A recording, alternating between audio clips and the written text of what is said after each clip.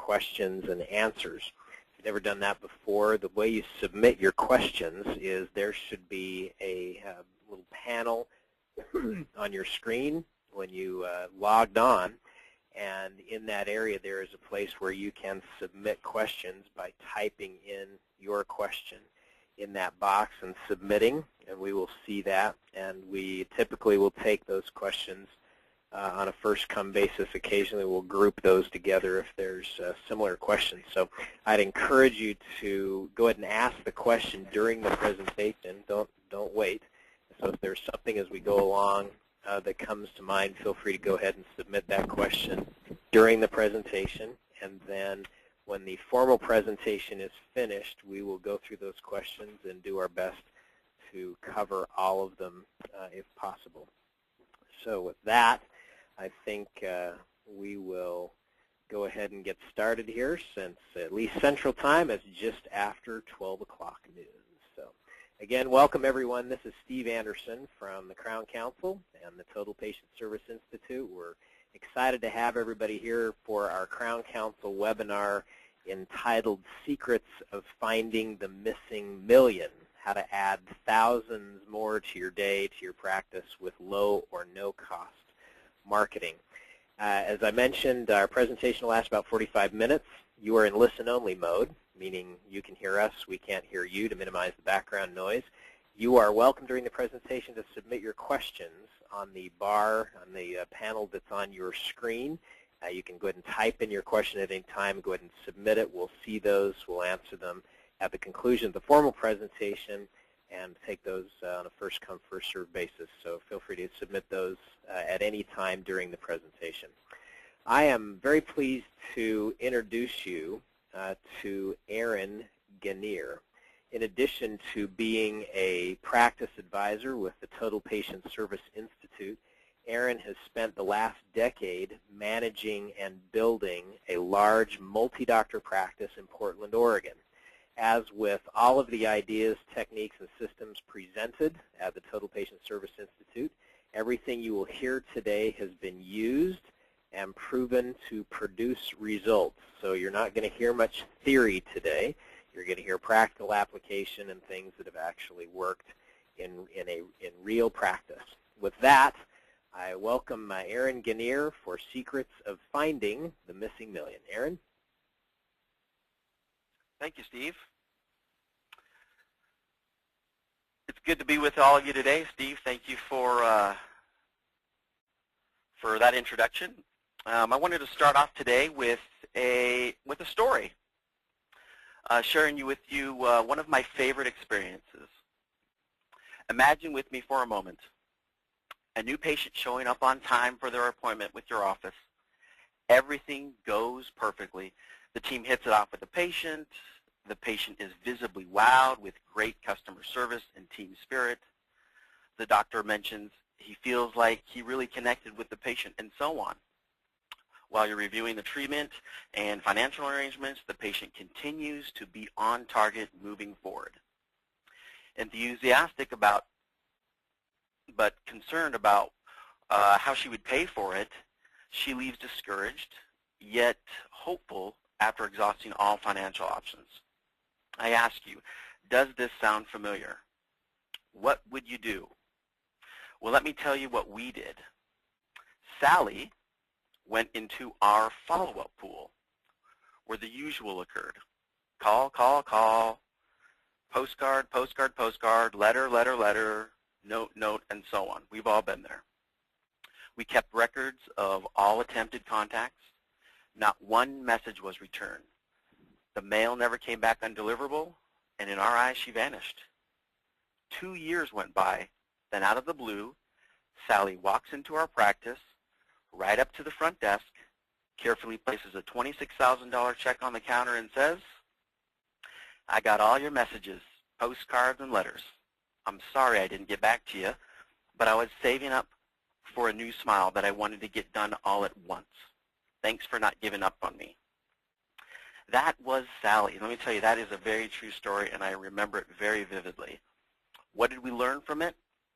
With every patient, there is an opportunity. I want to talk to you today about some of those opportunities that you have with your patients. I'm sure you're doing some of what I'm going to share with you, but I want to speak to you and spark new interest into ways you can increase your production with low or no marketing costs. Let's break this down into 3 areas of focus. The first one is what you need to know about your patients, followed by the fabulous 5 lists you must have, maintain, and update consistently, and forbidden phrases you must avoid.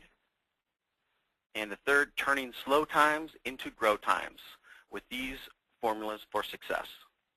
Let's jump right into it. What are you doing to know your patients? The moment you stop reaching out to your patients or the patients you want is the moment you're out of the game. We're not selling TVs or even dentistry. We're building relationships of trust, really. A relationship that when the time comes, you are their only dentist and the dentist in their mind. You can pamper the patients with all the creature comforts you want, but if you don't find what matters most to them, you're sunk. You can do this by simply asking. The key is to ask. You may have heard this before, but how many of us really do it with care? If you want to instantly increase case acceptance, take the time to find out their primary interest and primary concerns. Let me give you an example. We might think we're getting to the bottom of things by asking several questions from the beginning, like, Bob, what brings you in today? Bob, tell me about the pain you've been having, or what can we do for you today, and so on.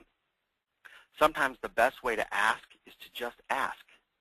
Bob, out of everything we talked about today, what matters most to you? Then stop talking until they start talking. Don't make it uncomfortable, but be ready to listen with your ears and your eyes. Caring and confident plan. Patients want to know 2 things. 1, that you care. Again, you're listening with your ears and your eyes. And 2, that they are confident, that you are confident in what you treatment planned. Let me tell you, as a patient, if I had something, I want to hear that my doctor is concerned about it and what his recommendation is. I don't want to hear, Aaron, I think you should get these tests done. I want to hear, Aaron, I'm concerned with what we're seeing, and I know that's why you came in today. I strongly recommend we have some additional tests taken right away. If I hear that, I'm doing what he recommended. Again, caring and confident. Note it or forget it. As you talk with your patients, take some notes. I'm not going to tell you how many, but do what's comfortable with the situation. It shows that you care. I don't mean bury your head in a chart, but make them feel important by saying, I can tell that's very important to you. If you don't mind, I'd like to write that down. Your notes serve 2 things, the law of caring and the caring law. A good quote that sums us up goes something like this. The more you know about the other person, the more they think you know about what you are doing. I love that quote. Moving to the next one. People buy from people they like. You can see I crossed out people and I put teams because the team really reflects a lot of this. You can have the best doctor or the best team on the planet, but if you're not all on board or on the same page or unified on stage in front of the patient, it will show. The happiest teams I know have a good leadership, good systems, regular team meetings, and a coach to help rally all these things into one fine, patient-pleasing team. So let me ask you, what do you know about your patients, or what do your patients think about you? Do you give them the opportunity to let them tell you? When was the last time you conducted a survey? A lot has changed from a couple of years ago. If you haven't sent out a survey within the last year, you should seriously consider doing so. It's simply easy to do. There's a lot of online companies. You can even do an email yourself. Some offices I've seen post their responses as good testimonies on their website. This is a great way to build that. Next one, I recently read an article on customer service. It had to do with online companies, which did about $286 billion last year. They surveyed some of these customers and found that they were willing to spend nearly 10% more if they had great customer service. As always, when I read articles like this, I think to myself, how can we apply this to dentistry? 10%? I'm sure that would hold true in dentistry. These are things that are going through my head. So I ask you, as a team and as individuals, what are you doing to give your patients great customer service? Because people buy from people they like. Next one, they never responded, so we inactivated them. I've heard this many times. Imagine if we inactivated Sally, our $26,000 patient that walked in unannounced after 2 years. Some of you rarely inactivate patients, and some of you may be quick on the draw. Unless you have hard evidence that a patient no longer wants to be a patient of yours, don't inactivate them. No contact or response doesn't mean they're gone. Let me give you some examples of hard evidence. A phone call, the patient calling you and saying, you know what, we've moved, we're not going to be able to come there anymore, or a returned mail, or a disconnected number. You can also think of this as a good way to clean up your patient base. The goal is a clean and accurate patient database that will yield good reports. You've all heard the saying, garbage in, garbage out. Everyone on the team needs to know how and when to inactivate somebody. Let's do a discovery exercise for you guys. Ask yourself, how many patients do we have? And then define what is active versus inactive. A lot of teams don't know how many patients they have. They keep working the same list. They generally don't clean them up, but this is a good exercise to find out where your energy and time and money is being spent. Next one, the Fabulous 5 lists you must have, maintain, and update consistently, and forbidden phrases you must avoid. You have new patients, recare, not recall, unscheduled treatment, unused insurance benefits, and then active patients, and the next appointment, followed by forbidden phrases. Say these and say goodbye to your patients. Let's jump into the first one, new patients. Tracking new patient calls. This should be tallied so that in any given day, week, or month, you will instantly know how you are doing. I would be willing to bet that all of you want more new patients. Believe it or not, I hear this all the time. And can you guess what I ask when I hear this? It goes something like this. Do you track how many new patients are calling you, or do you just track new patients that you see in the chair? 99% of the time, you guys, I hear, what do you mean? Well, I hope that you are tracking both.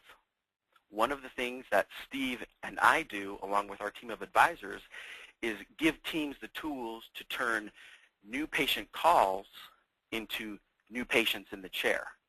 It all starts with the second impression, which is the phone. The first impression was a referring friend, a family member, the internet, or some sort of advertising.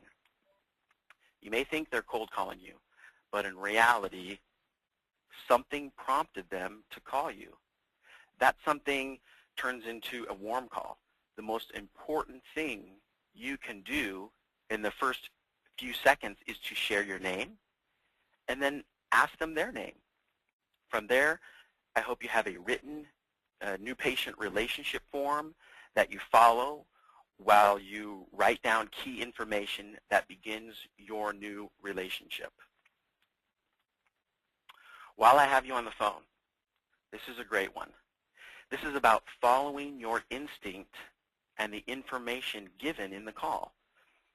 If the patient called to ask about whitening or cleaning, consider this.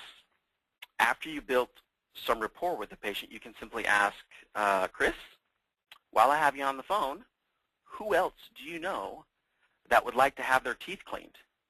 Or you can say this, do you know anyone else that needs a checkup?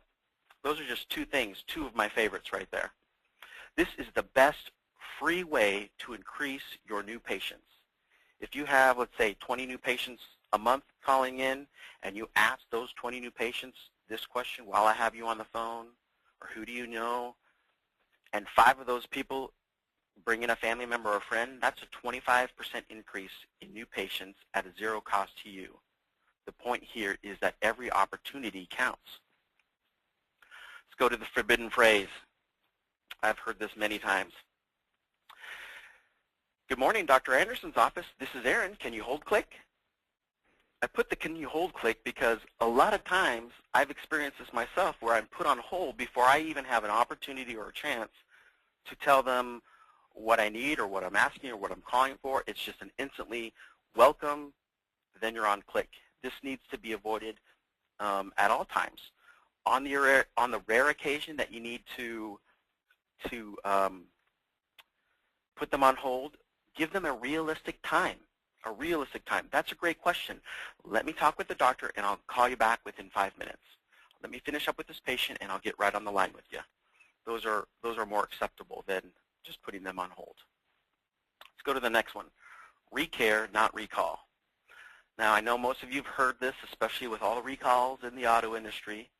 It's become negative and we never want to have our patients hear these words out of our mouth, especially when we're talking with each other. It's best to eliminate it altogether and use the word recare. With that said, immediate action on cancellations. The goal here is to not let anyone through as far as having a cancellation. Now, obviously, people are going to, but you want to turn any cancellation into an opportunity. Use familiar verbiage, something like this. Pam, while I have you on the phone, let's get you taken care of and reserve your time now so we don't have to play phone tag. Which days work best for you, or which days do you have most control over in your schedule? Then you're going to go on to make the appointment. Renew relationships. This is about building a relationship in preparation for continued care and trust, especially when treatment is presented. People don't respond when they feel like a number. Look forward to these simple cleanings that every 3 months or 6 months with the same value as you would a new patient or a $26,000 case. If they have the most perfect mouth out there, use this opportunity to encourage them, support them, and by all means, you guys, ask for a referral. That is the perfect time to do it. Reports for a time period. Keep this one easy and simplify it with 2 reports. I like 0 to 6 months past due and 6 months plus past due. I don't want to say which one is more important than the other, but it's well known that the more time that goes by, the harder it is to get someone in. This will also help you gauge what lists might need more help or attention, or if one is growing really big for some reason. Forbidden phrase. This one is said a lot. I think it's because it comes out honest and natural. And if you think about it, I was just calling to confirm your appointment, Steve. But listen to this. A verbiage that you can use. I was just calling. This is verbiage you shouldn't use. I was just calling because I wasn't sure about the appointment. I didn't know if it was firm on your mind, or I hope you remembered. you need to look at the message that you're sending to the patients. If you give them an out by saying, I was just calling, or just calling to confirm or to remind you, it gives them an out. That is not a good phrase, and we want to be able to eliminate those so that we can lead them in the right direction. Unscheduled treatment. Don't let them stay unscheduled. That's the whole goal here. We all need encouragement, but remember, we also don't like it when people are pushy. The bottom line, hopefully you know your patient and what's comfortable as far as contact. If someone requests less contact, find out what is okay for them and simply make a note of it. Contact every 60 days. This is a safe and unannoying schedule. I like it because it's comfortable. It keeps you on a good routine. A great way to do this is to print one simple report. From this report, you're going to want to divide and conquer. Have each person or persons take one page at a time until it is finished. Initial the page at the bottom once you finish it so you know who you can talk to in case you have any questions on it. You're also going to want to rotate your methods: phone call, postcard, letter. This is a great way. If you're contacting them every 60 days, start off with a phone call, then next 60 days, postcard, next 60 days, you have a letter. Is 6 times a year too much? I don't think it is. The point is to be consistent. There's only 365 days in the year, and you're not harassing them. You're the dentist. You have a relationship with them, so keep it real and personable. These gentle reminders are a good way to keep in touch with your patients. Let's talk about the forbidden phrase here. I don't know. When you're calling on an unscheduled list and you're calling Bob, who hasn't been in for over a year, and you want to get him in, but you haven't done any research or looked into the chart, you don't even know what he needs. If you don't do your homework and you don't know what his options are, you could get caught off guard with not knowing what to do next. So do some homework before you call on these unscheduled treatments so you can instantly orient them on how to take care of them. We got a bonus here. 2 dates I want you to remember: February 15th and July 15th. These are 2 dates that I've used for years. I like these because I take all of the patients who haven't been in for a year or more and send them a different kind of letter. Let me show you 2 examples. This first one here is what I like to call our $110 letter because it has a theme. Let me read it to you. It says, 110%. When it comes to service, it's our goal. We've reviewed your records and are concerned that we haven't seen you in a while. As part of our commitment to you and your health, we found a way to help you get back on track. Here's something to smile about. Any patient who has not been seen in our office for a year or more is invited back for a checkup, cleaning, x-rays, or treatment. As an incentive, we'll credit your account $110 to be used towards any treatment with us. Then you have your information, which is your office, your phone number, and your email. Give them several ways to be able to contact you. And then you end with, remember, this credit can be applied even if you have insurance benefits. Don't miss out on this amazing $110 offer before it expires. Time is limited. Call today. Reserve your appointment. We look forward to you. You can see how that ends there. So a few things I want to point out in here.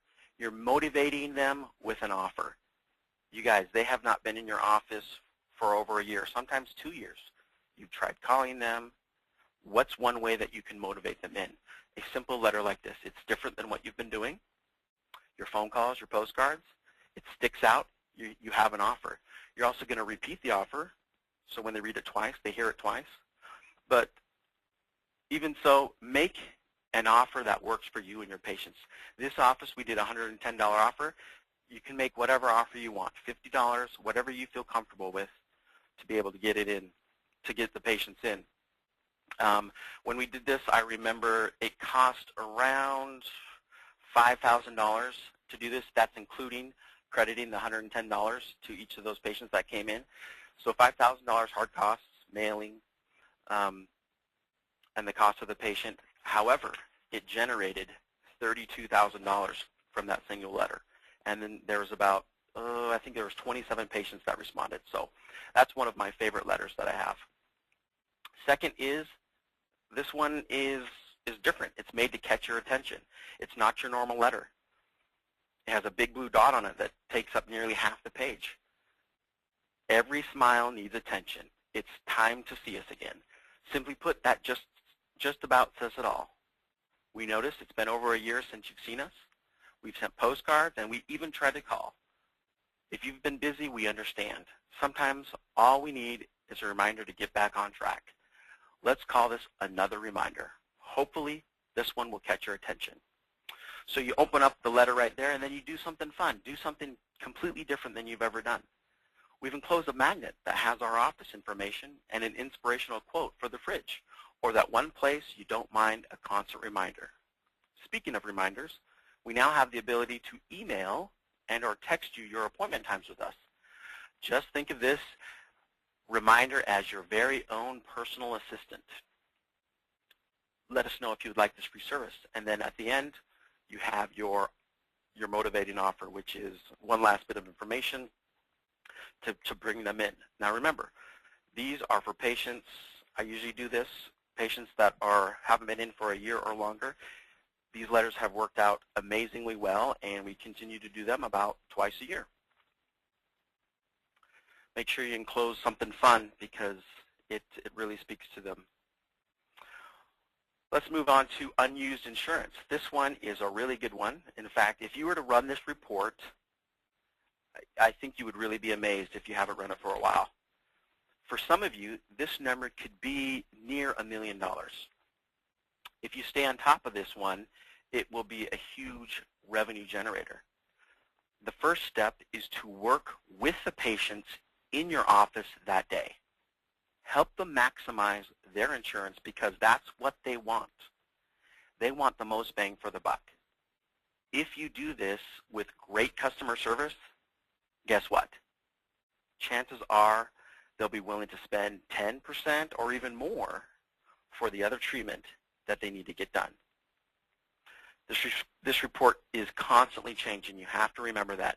You need to do your homework and check up on what benefits might be remaining so that you can quote savings for the patient as you get them on the phone if that's what you're using right then and there. This also checks up on people that may have fallen through the cracks. It's a great way to clean up your lists and have accurate information. Calendar, divide and conquer. Make sure you have one list so it's easy to manage and that everyone involved knows what to do.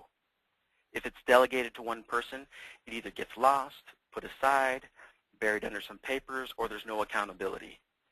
Again, have each person take one page at a time until it's finished, and don't forget to initial each page and to note the account about what you did. Besides your normal duties of calling these patients, you have 2 postcard dates. Actually, you have 2 things to remember. The first thing is you. You are setting these up as a reminder in your calendar so that you remember to do them. A lot of times I hear offices tell me things are going so good right now, we just kind of put the unused insurance to the side because things have been going so good. If it's on your calendar and you're actively doing it, you're going to be able to reach out to those patients consistently. The second reason is actually 3 great reasons because you have 3 great dates to be able to send these out to your patients. I like to break it up with January 15th, you have like a welcome to the new year letter. May 15th, summer is starting, so let's get it now type of postcard. And then the last one is something that I'm sure many of you done, the famous end of year letter or end of year postcard. I like to use a postcard because it's less expensive than a letter and you can design it front and back and it's really catchy. So I want to show you actually an example of a postcard that I've done. But before I do that, I want to go to the forbidden phrase. Your insurance only covers. Brenda, your insurance only covers 50%. When I say that, it doesn't sound very good. I mean, do you realize what you're saying? That's literally half off, and it's a great time to use it to your advantage. Let me give you an example of good verbiage. Brenda, I have great news for you. With your generous benefit plan, your savings is 50%. Now that sounds a whole lot better than, I'm sorry, Brenda, but your insurance only covers 50% for this procedure. Ask yourself, what do I sound like to the patient? Practice using good verbiage with each other in a team meeting. You'll be surprised how much practice can really help you in the team. Sometimes we don't understand really what's coming out of our mouths, but when we verbalize it to each other, it provides a good training environment. So let's look at that example. This needs to be sent out September 15th, minimum by October 15th. But it's a good postcard that speaks to the patient. How much money will your insurance company keep this year? $1,000, $1,500, $2,000. Then you have a few key phrases. Avoid the end of the year rush. You have a picture of a calendar, which I just want to have you remember that when you make postcards or you use pictures, make sure that you purchase those photos from an online company so that you have the rights to use that. I put that one in there. You can see it's photosearch.com. There's a ton of places that you can get photos from to be able to make your postcard. It's simple. It's easy design. You put your logo on it. Maybe you have a picture of the doctors, and it reads something like this. Dear friends, in today's world, most of us ask, how can I get more for my money? Many of you have dental insurance, but a large percentage forget to use it or time simply runs out before benefits are used. In most cases, this benefit is about $1,000 per year per person. With a family of 4, that's $4,000 that will be lost. We urge you to beat this year's rush and invite you and your family to come in now. This will give us valuable time to work with your insurance company and complete dental treatment before their deadline of December 31st. It's a good way to be able to speak and talk with your patients and reach out to them. Active patients, the next appointment. As a team, make a goal today that you reach out to all of your patients and help them make an appointment before they leave. We've all heard things like, how did they not get scheduled? I can't believe they didn't come up on any report, or who didn't follow through with them? A quick fix is to go through your lists of the patients seen that day, and anyone that might have slipped out without an appointment, look at it as an opportunity. You can simply call the next day as a follow-up on some treatment they had done and work into your conversation something like this. Sally, I noticed that you've left without your cleaning appointment yesterday. While I have you on the phone, let's go ahead and reserve some time that works for you. This comes across as nice and natural and really works. Again, we're always changing. This list is always changing, so make sure you print a new one every month. Make sure that you check up on it, and this is a good way to find patients that might have fallen through the cracks. It's also a great way to clean up your list. What happened? What's next? Make sure every patient is clear on what happened that day and what's next for them. Forbidden phrase. Do you have any questions? Yes, it's natural to say, but it makes people feel rushed. It also comes across as, please don't ask me any more questions. Here's an example of good verbiage. Based on what you said you wanted and the treatment options we talked about, do you see anything from keeping you from moving forward? Or even simpler, what questions do you have? Great. Let's go ahead and take care of that for you. Do you prefer mornings? Do you prefer mornings or afternoons? This is a way to orient the patient to help them feel appreciated and active in your practice. Last one, turning slow times into grow times with these 4 formulas. The first one, track your results. You may think this is busy work, but let me share with you why it's not. You and your team need to keep score. How else do you know if you're winning or losing? Here are 3 good questions to ask yourself. What systems are in place that tells me if I'm winning or losing? What are individual and team goals? And does everyone know what's expected of them? Let me repeat those for you. What systems are in place that tells me if I'm winning or losing? What are our individual and team goals? And does everyone know what is expected of them?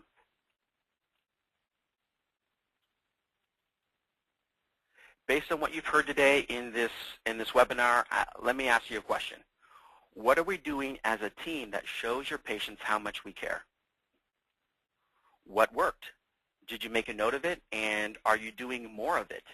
What didn't work? Is everyone on the same page, or are some of you still doing what's not working?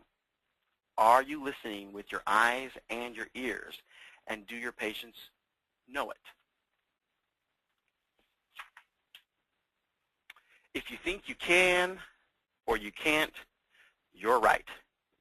The formula here is to create a system that works for you and your office. Write it down so everyone knows what's expected, and then present the system at a team meeting. Make sure you have time to discuss any questions the team might have. Once you've done this, make sure you revisit and refine your efforts every month. If you think you're too busy to do this, you're absolutely right. You are too busy to do it. Make the time to be able to print off these lists, to go over the things that matter most to the patient, and really, really make it happen. And then the last one here happens to be my favorite. It's simple, yet it's probably the hardest for most teams. I know I won't be able to hear you, but I want everyone to repeat after me. Energy and persistence conquers all things. Let me say that again. Energy and persistence conquers all things. How true is that statement? Or how slow,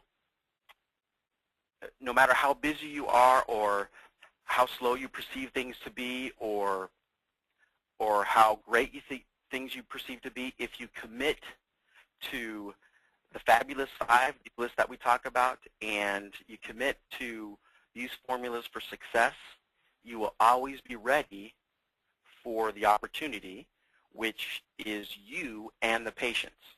So make sure that the team is all on the same page, that you have a clear and concise plan, and that you can meet the patients where they need to be met, and look for the opportunity, because the opportunity here for increasing your practice production is in 2 places: you as a team and your patients.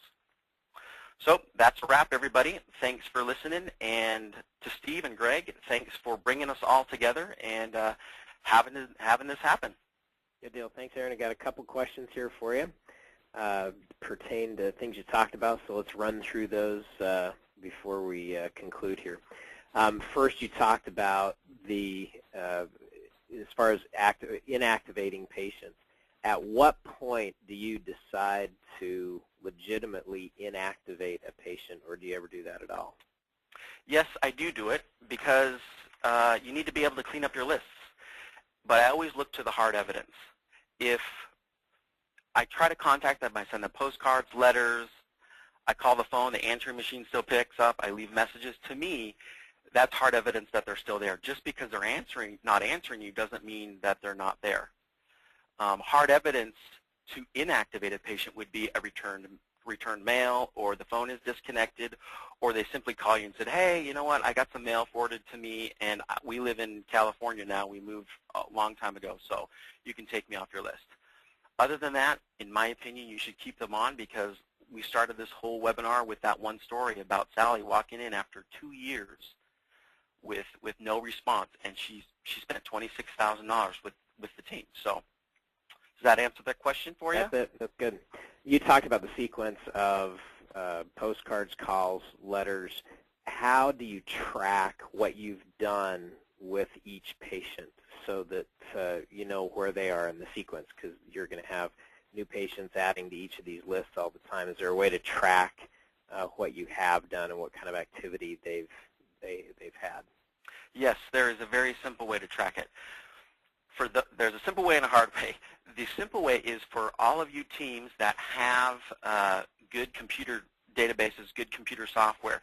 You have the ability to go into the note with that patient in that chart on the computer and make a note. Simply, you're going to say, a chart entry, sent postcard today, unscheduled treatment, or sent letter, or whatever it might be, made a phone call. You make a note of it, you put your initials, it automatically times and date stamps it for you. So when you do print your lists every month, or as often as you need them, you can always go into that list on your software and see when the last time was made connection. Now, if you don't have that type of system, you're going to need to write it in the charts. But I've worked with many teams that every time they work on any list, no matter what list it is, you simply make a chart note. You have everything in front of you in case they do pick up. You can answer they answer the phone. You can go ahead and share with them the treatment that you recommend or that's been waiting for them to do. So it's a very simple and easy way to do it. If you haven't done it before, give it a try. I promise you, you will like it because it's always accurate and you always know who sent what and who did what. Very good. All right, we got a request here for you to go back one slide. Can you go back one slide to number 2? There you go. Somebody just wanted to copy down your quote there. Next question. There's a lot of different phrases that are better than recare, or excuse me, instead of recall. You used recare, continuing care, health and wellness appointment. Do you have a preference? You know what? Recare is really something that we use within the practices. It's really verbiage that we use amongst each other. But, if you're in front of the patient, to me, I just like to speak to them openly and honestly. Let's get you taken care of. Let's get your appointment. Let's get you in the chair. Let's make sure that we have you come on in for that appointment with our hygienist, Kelly, and make sure that we take care of you. So the name, just as long as they know that it's a relationship that you're building and they're not focusing on, hey, I got my cleaning appointment. Got it. Okay. There are multiple requests for the letters that you've mentioned. So I will suggest this, 2 solutions here. One is this webinar will be posted here shortly on crowncouncil.tv. And with that recording, we'll post the letter files so you can have those. If you have a urgent need and you just got to have them right now, you can email Aaron. You're going to thank me for this later, Aaron.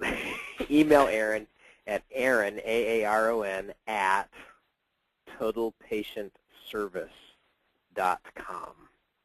And he can shoot those right over to you. Otherwise, we will post them on the website. That's great. Steve, quick question for you. About how long does it take to be on the website? We should have it up later today. Okay, great. Next one. What verbiage, this is a verbal skills question, what verbiage do you suggest instead of saying when you're calling, instead of saying, I was just calling about whatever, what is a good opening comment or opening phrase for the message? A good orienting comment or opening comment would be if they happen to answer the phone, you're going to make it real. You're going to say, Steve, I'm glad I got a hold of you. This is Aaron calling from Dr. Anderson's office. I wanted to reach out with you and get you scheduled and get you taken care of so that we can help you with your mouth. Or you can simply reach out to them by saying, it's been a while since we've seen you, and let's get you taken care of. So I can also give you some verbiage. You can email me some verbiage now that you have my email address. I'd be happy to send you a few other lines that I've used that I know have worked. But the biggest thing is because you know your patients and you have a relationship with them, use what you know works with them and make it real and comfortable. One of the other suggestions, Aaron, that I like is when you're calling on unscheduled treatment or calling on unscheduled patients is to use the doctor's name. So I'd say, Aaron, this is Steve calling from Dr. Jones's office, and Dr. Jones asked me to give you a personal call today regarding your treatment. You remember last time we were here, we talked about this, that, and the other, and he was very concerned and wanted me to touch base with you. In other words, that when it's a call from the doctor, that seems to have bigger impact because you're calling from the person who has the most perceived authority. Next question, Aaron, is what do you use instead of the word confirm or remind when you're calling on scheduled appointments? You'd say something like this. Steve, this is Aaron at Dr. Anderson's office. I'm calling to let you know that we look forward to seeing you at your appointed time next Monday at 2 p.m. Will you be here?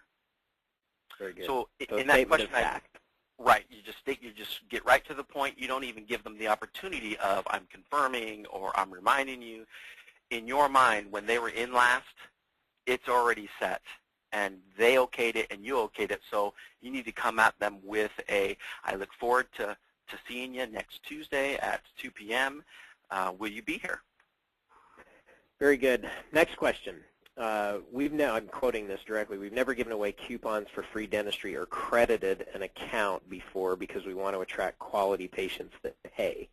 Would you send your 110 letter to all inactive patients? Yes, I would. First off, though, you know your patients. If it's not $110, make something that's comfortable to you. Long ago, I was in the mindset of never doing coupon dentistry or never giving something credit or value because I wanted to attract patients just like you were saying.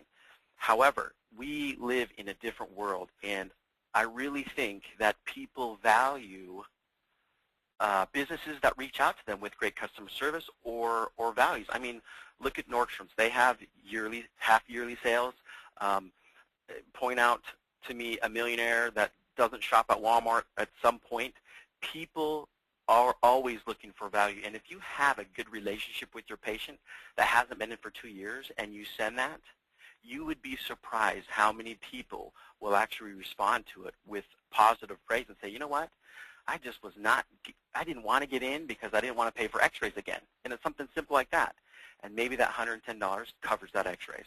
I think the key point there, Aaron, is you sent that to people that it has been quite a while since they've been in. Yes. It's not somebody over a year, 6 right. months ago. It's well over a year. Yes. So it's just an additional way, an additional incentive. So I think one of the things with everything that you've talked about, and appreciate your sharing the things that you've done that have worked. And the key, like everything that we talk about, is take an idea, develop it for your practice, test it to see what works for you. And there's a lot of details that you want to work on, but if it feels a little bit uncomfortable for you, work through it. You may not want to, like the 110 letter, for example, you may not want to send that to all of your patients that has been more than a year or 2 years. Maybe you take a group of them and just send a sample letter and see how many respond and test it and see. You don't have to jump in with both feet and get all wet and take a gamble. You can always test it. I think the biggest thing, Aaron, from your whole presentation, and thanks again for sharing all of this with everybody today. I think the biggest issue here as a parting comment and action item is more often than not, I think we don't pay much attention to unscheduled treatment, unscheduled patients until there's holes in the schedule, and then everybody panics and starts running the list and starts calling everybody to try and get somebody into the chair. And I think what you've encouraged here is to come up with an ongoing system that works, that gets worked consistently, so that you've got an ongoing process that is part of the whole practice marketing program instead of just doing this in a crisis. And I think that in and of itself right there is a valuable piece of the whole office management system is to come up with whatever the system is for you, work it consistently so that your patients hear from you on an ongoing basis, not just when you're in a crisis. So thanks for the tips, and hope that everybody today has gained some things that you can use to go back and create your own existing patient system and keep them coming back and add all that much more additional production to your practice. So thanks for joining us today. Again, Aaron, thank you so much for being with us. We look forward to having you all next time for our next Crown Council webinar. We'll talk to you all soon. Thanks so much. Thank you.